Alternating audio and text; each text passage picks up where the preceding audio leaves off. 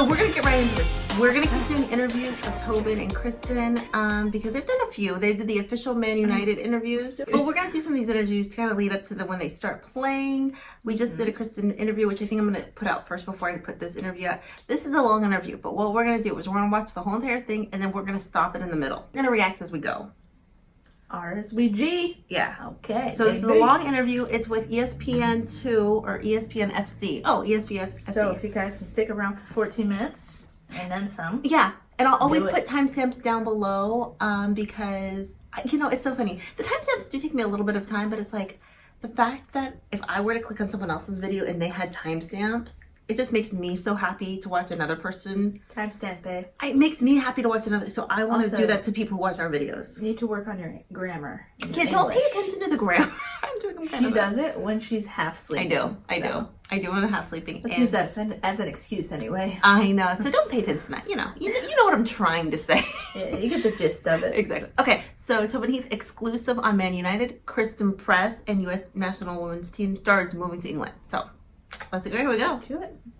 Tobin, thanks so much for chatting with us, first of all. And just give me a sense of what the last, I suppose, 2 weeks has been like for you, because big signing, big club, big player, but unusual times, you had to go through quarantine. So what's it been like?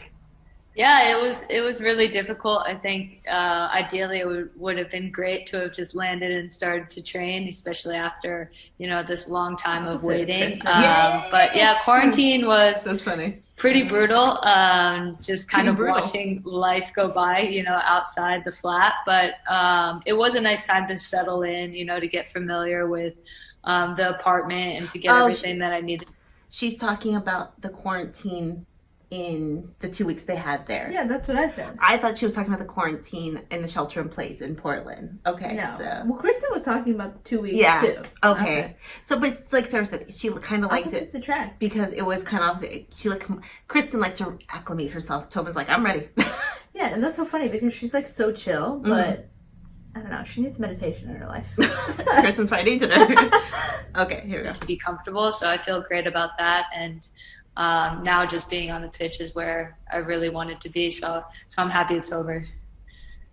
And you came at the perfect time, at least, where there's at least some good sun and nice weather in Manchester. But I wouldn't count on it to stay, I suppose. And when you hear, though, the name Manchester United, the name carries weight. Like, you feel like you could go any corner of the world, Antarctica, and ask pigeons and they will know Manchester United. So what's been the reaction like for you from back home, friends, family, other teammates, once the signing was made public? Yeah, I think a lot of people were a bit kind of surprised. It's a big move, especially with everything going on in the world. I was itching to play football, to play in an environment where you're trying to go for titles. And so for me, I think it was a massive club in Manchester United. I'm obsessed with football. I know all the history, and to sign for such a club was important to me in kind of my football career. But in terms of the reaction back home, Manchester United is like the American team in the Premier League, so everybody knows the weight of it back home, and was so excited and supportive for the move, and excited for me to just wear the badge that's so recognizable. I mean, we're talking recognizable. You're definitely someone that's recognizable. I've spoken to girls that you know very well, like Julie Foudy, who's a good friend of our show, as well as Megan Rapinoe, and they just say that you are an absolute beast in a good way. So you and Manchester United seems like an explosive matchup, and I know fans here definitely got excited. Have you gotten a taste of that from the fan base here? Yeah, just a small bit, obviously because of quarantine and the situations with, the pandemic. It's a little bit harder not to have those normal interactions, with fans and having kind of the reception that I think is normal for that. But in terms of, I've heard great things about the supporters here, and the growth of the league obviously has been tremendous with the players that are coming over. So I really felt great about signing for a club that, just has so much tradition and history, and even around the city, you can just tell that Manchester is red for sure. Love to hear that. That's interesting to say that. So she said the thing about that Manchester United is kind of like the American team that they like in the Premier League, which is like the men's. Yeah. But we keep hearing Tottenham's the American team, so it has a big fan base. Yeah, I don't know. I think what it is that Manchester United is just so well known everywhere. You don't have to be a football fan to know about Manchester United. And Tottenham maybe is more famous for being, you know, they actually follow the team. Because most people, to be honest, most people in the United States don't even know soccer. But the people who follow it, so when I say that means they might know Manchester United because of David Beckham and whatnot. But I can't get over her accent. First of all, her last name is Nunez. Oh, it is. She looks Hispanic. Yeah, but she sounds she's like got Irish this or something. accent. Where's this accent from? It's like out. it's like a mix of two. Nunez. I don't know. I'm here for it. But Yeah. I'm loving it. There you go. But you have Christen that's also signed as well, you know, so it was like a double explosion that week when the news came out. Does that kind of sweeten the pot for you both just to take on this adventure at the same time? Yeah, definitely. I mean, I think it's pretty incredible to sign two really, really kind of powerful, explosive attacking players, you know, obviously with two very unique skill sets. So for a club like Manchester United, who has really big ambitions in what they want to do in the WSL, to be able to sign two players, especially from the US, you know, there's a bunch of kind of regulations that actually happen in signing in England because of the restrictions.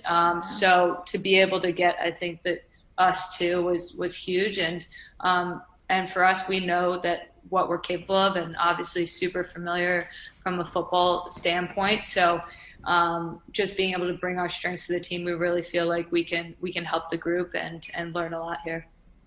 And like you said, two very big attacking, you know, players, explosive players as well. And that's something that I know the fan bases have been asking for to help sort of narrow the gap with, say, the other big three in terms of like Chelsea, Arsenal, as well as City. And you said that you just like to entertain on the pitch because that's what you like to see when you sit down and watch football. Okay, I'm going to stop it again just because that's like the first time I've really heard her talk about Christen in depth about the playing aspect.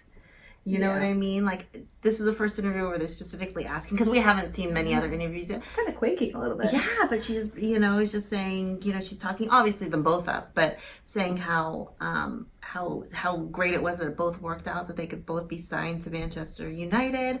But she's, you know, then they showed the picture of them together. I mean, not insinuating anything through the interview, but... What if? Oh my God. She asked What her. if? Yeah. So, yeah, that'd be so awkward. I would have second, third, fourth. I wonder what her reaction would it be like one of those things where they just disappear? Like, I go now. Yeah.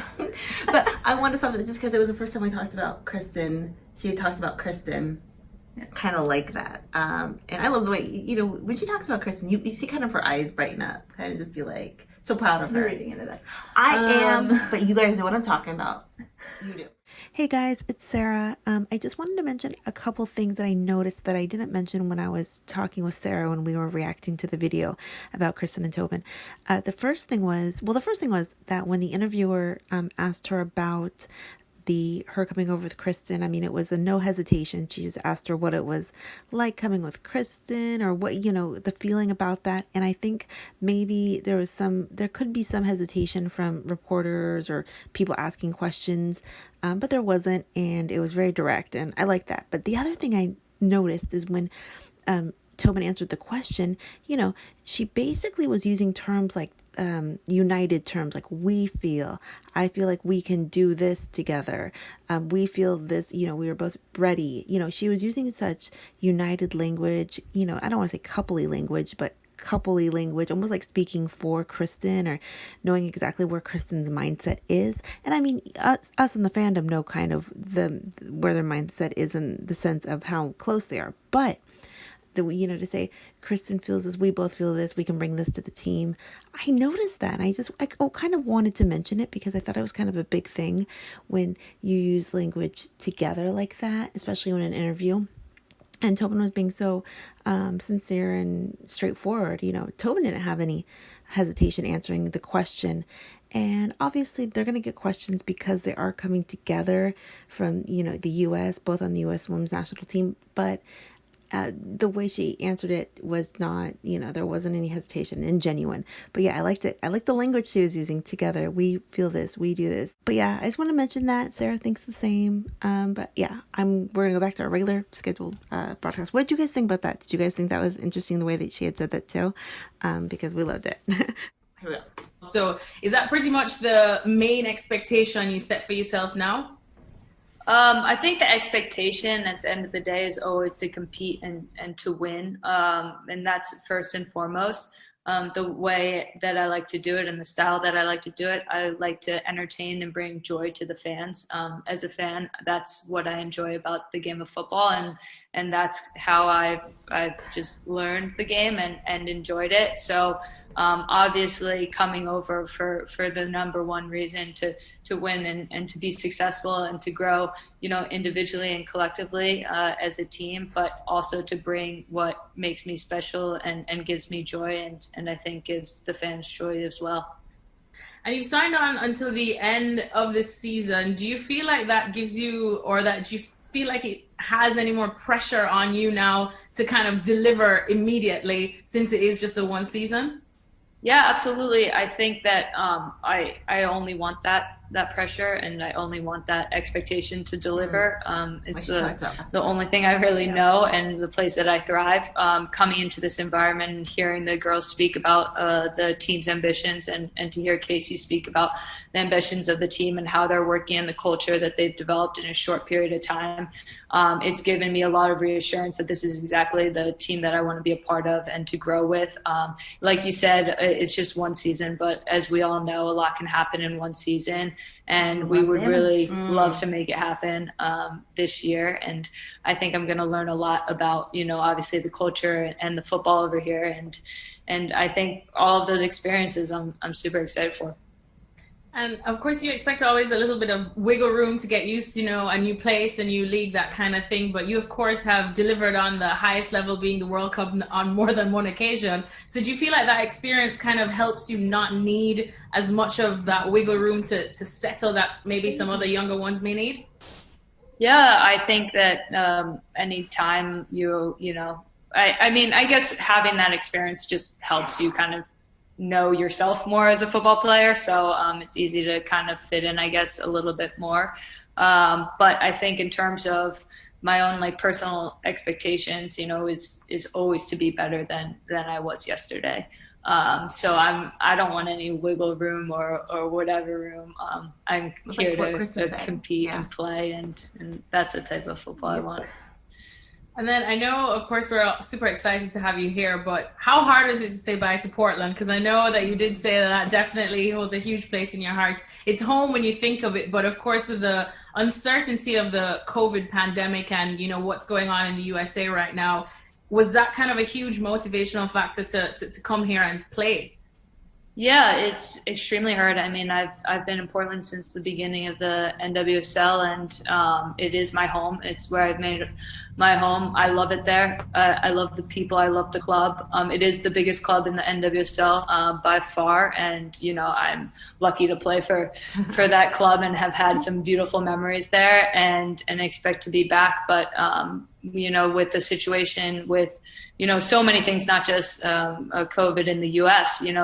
It was a really impossible situation, and especially I haven't played a real game of football since March, and wow. It was a long time to press pause on my career, and it was something that I really had to weigh, and it was a very tough decision because I have given so much of my career there, my heart there, and but this was an important decision for my career and for what I want to accomplish. And it's something that we've been talking about on ESPN FC as well with Julie Foudy, who you'll know quite well. And, just a week ago on our show, she did say that she understands the need for you guys to come over here and play, given the difficult situation with the pandemic going on in the USA. But what would you say, I suppose, to those that are back home, say in Portland, or just fans of the NWSL that might be a little worried that, they're losing some of the big stars and that might stunt their league there back home? No, I mean, the NWSL, is a great league, and it's so competitive from every single team, every single game, and they have the right people and they're invested in that league. And it's unfortunate that I guess the outcome right now isn't what it needs to be in order for people to, have a place to continue to grow and develop and to compete in games that matter, honestly. So that's a shame. And I know everybody's worked really, really hard, to continue the success of the league. So I'm not worried about that. I think it's also natural and actually good for players to go overseas. I mean, I went overseas and played in France for 2 years. I think it's, obviously different circumstances, but for the growth of our players and the development of our players, I think it's crucial. So I think that either way, whether it was the pandemic or not, I would have always supported players going overseas to develop and learn and grow in their game. I wanted to say that, Tobin knows best more than anyone what the players need, what they don't need. But I think as an NWSL fan, or the Portland fans in particular who love Tobin so much, I wonder if there's a portion of the players that get kind of upset or sad or kind of say, what the heck? Why are you going over there? You know what I mean? You mean so much to this league. This league is still developing and going through its growing pains in a lot of ways. You can't leave. But to be fair, we're in a pandemic and she didn't play, it's the right move for her. Because I think it's good. Yeah, because I know that, and sometimes even if someone's feelings get hurt, it's kind of like the players have to do what's best for them. But the NWSL is still a growing league, and it's still a league that it's like you always want it to succeed, and it will succeed, but it's still not as defined as some of these other leagues in Europe. So, right, yeah. But there's such good players, and I think there's always that divide. And the pandemic alone, we don't know what's going to happen with the pandemic. We don't even know if the Olympics are going to happen. Realistically, They just need to keep constantly playing, whether it's with NWSL or a different league. Yeah, so it's interesting, and because I have heard a little bit of bite back from some other people that says they're not happy that some of these players are going to Europe, and that's their opinion and their prerogative to think that. But I'm about to go to Europe too, man. No, a lot of Americans, I heard that during the debate that just happened with Donald Trump, the search for how to move to New Zealand went way up, how to move to Canada went way up. Yeah, right? Because of the president. We're tagging along, we're coming. Exactly. Okay, here we go. And it's definitely great to have you guys over here. As I was just talking to Zach, Stephanie says it is crazy but exciting to see so many of you guys have come over. I mean, you look at City and you have Rose Lavelle, you've got Sam Mewis, and you've got Alex Morgan now at Spurs. Both of you at Man United. In terms of the derby, because that's where I definitely want to talk. I mean, we saw a record-breaking number of people going to the derby, the women's derby, just last season. So can we expect a bit more fireworks now that you ladies are getting involved, and it's probably a little friendly rivalry, so to speak. Yeah, that's gonna be. Yeah, I think it's great and it's exciting. Obviously, Rose and Sam are incredible players as well, and I was really proud of their move and their jump because it's not easy to come to another country. You're uncomfortable, back home you're comfortable, and I'm really proud of them for making that jump, and I know that they'll make a big impact there because they're great players. And in terms of the derby, I mean, we compete against each other all the time in the U.S. and obviously with each other. So that's going to bring a little bit more excitement. Hopefully we'll bring new fans in as well to this league and to what the league has to offer.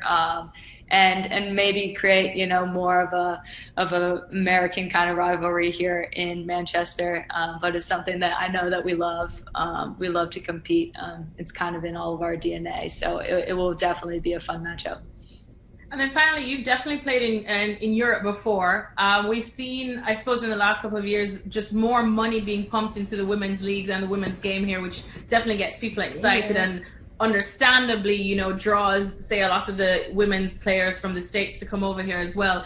Ultimately, do you think that that's the best thing for the development of the women's game? Yeah, I think globally, more and more leagues, obviously resources are critical. More and more leagues have to develop. We've done a great job creating systems in the U.S. that have, developed players and allowed them to succeed on an international level. And you're seeing it's really transforming international teams in the way that they're competing in the big tournaments. I think, Spain is a great example of a team that their league has so much potential. And obviously we know the just attraction of the Premier League in general in the US and the amount of money that is available. And, if some of that is poured into the women's game, you would see, crazy effects on an international level. So I think globally, as much resources that can be put into the women's game and develop the leagues is critical. And also it brings competition within the leagues, to fight for big players. I think that's important. I think for any environment to thrive, you need that competition. So I hope that, leagues will be able to compete against other leagues. We saw that in the ICC. I think that was fantastic when, we saw Lyon and we saw North Carolina play against each other. I hope that there's more opportunities like that for, leagues to compete, because here, obviously, you have Champions League, which is just growing and it's huge. And that's a big draw for big players to play over here. I would love to see more of a global competition, other than the World Cup where you can really see, the leagues compete against each other. Do you think we're that much closer to that? I think every day is a massive step for the women's game. I mean, when I look back at I like looking back in 4-year cycles. I feel like there's just been huge jumps in the women's game, and not just in kind of like the resources and the product that's being put, but in the players. I mean, the amount of players that are being developed at an insane rate now. The growth of the game, it's incredible. It's really fun to be a part of. And I know looking back, it's just going to be, it's going to continue. And it is a great investment. Yeah. It's an area that has, been underinvested in. And I honestly believe that you could see it in the World Cup. It's an incredible investment to make, and it's only going to get better. And it's because Sara, what? We're making all this content. That. You guys hear that? She meant it. It's because we do videos like this. Okay, that was the end of the video. So Sara's we're spreading the word, which is, I keep saying, well, I'm going to talk about Tobin, but one of the reasons why Sara and I do a channel is because we like this kind of content, but we're newer fans overall, and that the league the league and the women's game has brought people like Sara and I together to make a channel about this. It just encourages me that other people are going to join in to experience what wonderful. Are you crying about it? I'm going to cry. Hey, were you crying? Okay, everything that experience, women's sport, So we should change our story on how we met. Oh, and soccer match. We should pretend like we met through soccer. Okay, and like don't soccer tell anybody if we change our story. Yes, okay, brand new. Or we found each other on soccer Twitter, because we found each other on Twitter, but we officially changed our story. We found on soccer Twitter. But yeah, for Tobin to say, she said a couple things. She said that, Tobin to talk about kind of the Champions League, how that's one thing I love about the Super League, the German League, the Swedish, they have the Champions League. And I always say it's like the Jetsons meet the Flintstones. It's like people you don't normally get to see compete against each other. It's wild. Yeah, and I wish the United States had something like that they could go over to, or even the Euros. European countries, there's hundreds of European countries. Eurovision. They can compete with each other for the Euros. And I've actually been told the Euros mean more than the World Cup to a lot of teams. Really? They want the Euros. They care about the World Cup, but their big thing is the Euros. And I mean, in South America, I think there should be a Champions League from this continent, North America, South America, to play each other. Or the Americans, the top team in the NWSL, maybe they can be thrown into the Champions League. You're really wanting this, huh? I am. But, Tobin just talks about, how exciting it is to play just in that environment. Like she says, they want to get Champions League. That's like their goal. And that'd be awesome. But we love it. We pretty much talked about what we're going to talk about. And the fact that Sara and I have a channel and new fans every single day are coming in. Because we talk to a lot of people online who say specifically they were, as of last summer, was when it turned for them. You know what I mean? That they turned into a super fan, or they turned into like a really big fan. I know, I'm not crying. Why are you getting emotional about it? I don't know. I'm an emotional one. I'm not crying. But we just hear a lot of stories from like last year. Sorry, I can't get over how you're crying over there. I cry. But a lot of people in the last year have just said that, to bring more fans in, because at the end of the day, fans, once they're in, they're in. In the end, once they're in, they spend money, they go to the games, they buy merch, they support.